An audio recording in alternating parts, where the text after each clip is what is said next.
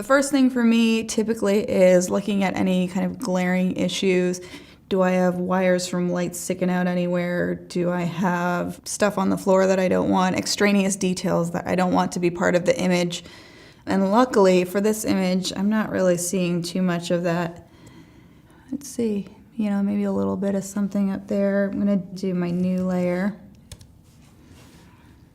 and just do some quick spot healing. I don't know what that little white blurb is, but I don't like it, so it's going away. I don't know what that guy is, maybe a light switch. Cool. Got a little dust speck right there. Tag on our curtain. In the real world, I would probably be a little bit more diligent about this, but you guys get the idea, and they're really small details. We'll get our wire out of the way.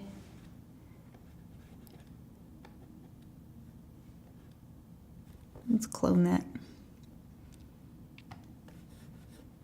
Cool. I think that looks pretty good.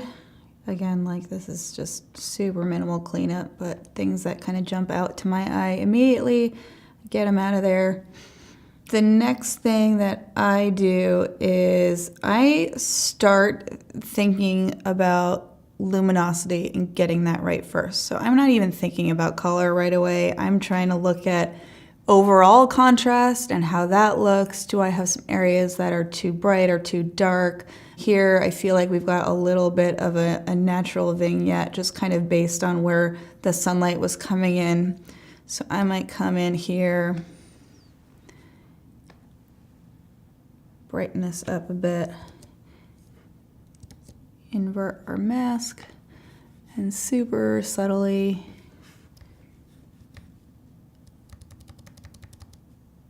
come in and kind of brighten up these corners a little bit, just so we have a little bit more detail. I like showing all of the detail in this room because I kind of like our eye to wander around a little bit. It adds some interest.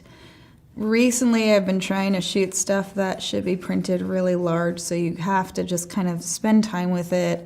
And so in order to do that, I want to make sure that all of those little nooks and crannies are being exposed and that we're getting all of that information in there.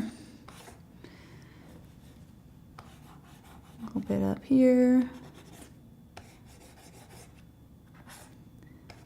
Make sure our goose is showing. So again, this is just kind of evening out our contrast, big picture.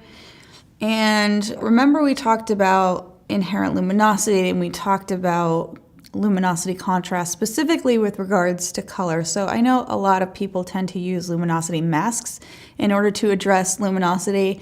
I don't. I have done it in the past, but I kind of have a different technique to address luminosity. So my trick is to put a new black and white layer on.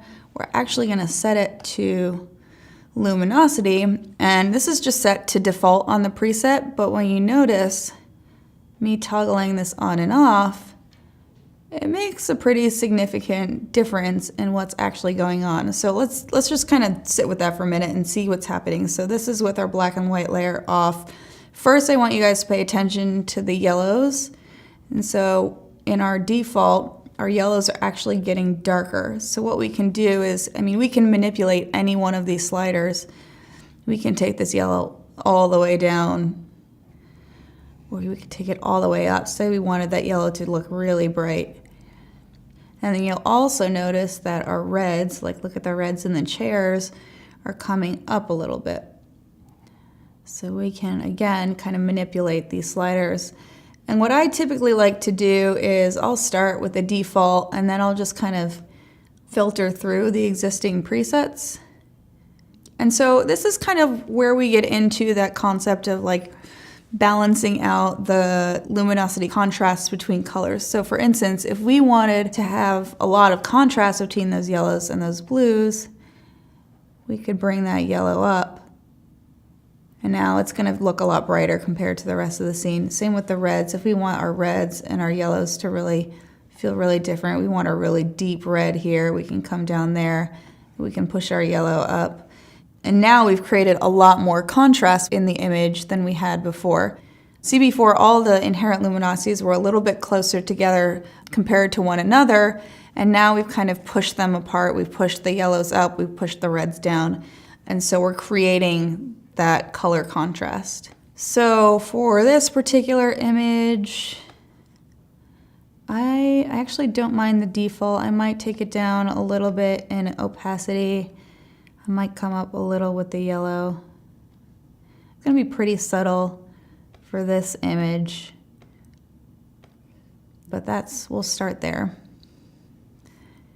Another thing that I'm thinking about is dynamic range, and I just want to make sure that we don't have any highlights that are clipped or too bright or shadows that are too dark.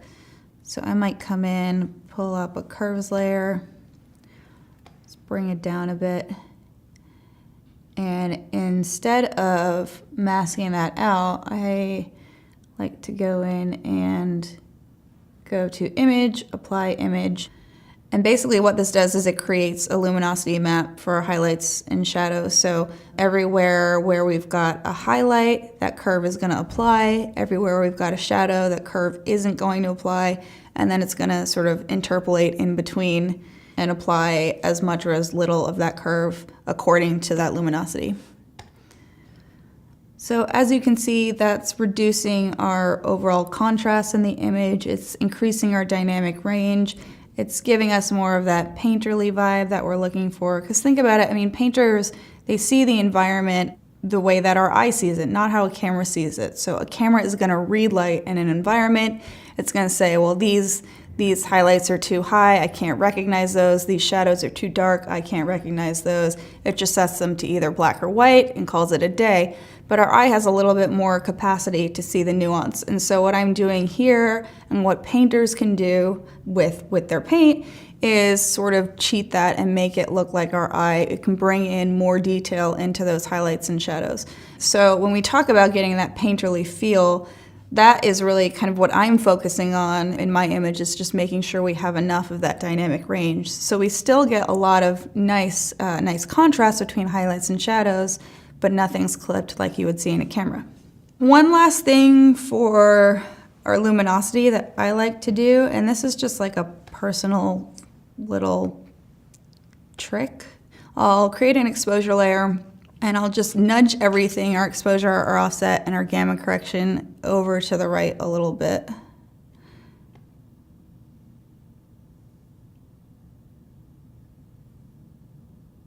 And then I'm gonna apply image again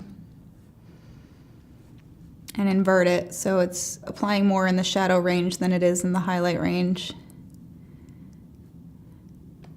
And just toggling that on and off, you'll see that it almost kind of muddles them a little bit. And this is interesting to me, and I think it helps kind of, once again, get into that more painterly vibe, because when you're dealing with mixing paints, you don't have as much micro precision between different colors and variations in shades as you do in Photoshop. So, you know, your camera is gonna interpolate those luminosity differences really well, and it's gonna be able to create that when it displays your image, but I think it just kind of gives it a little je ne sais quoi.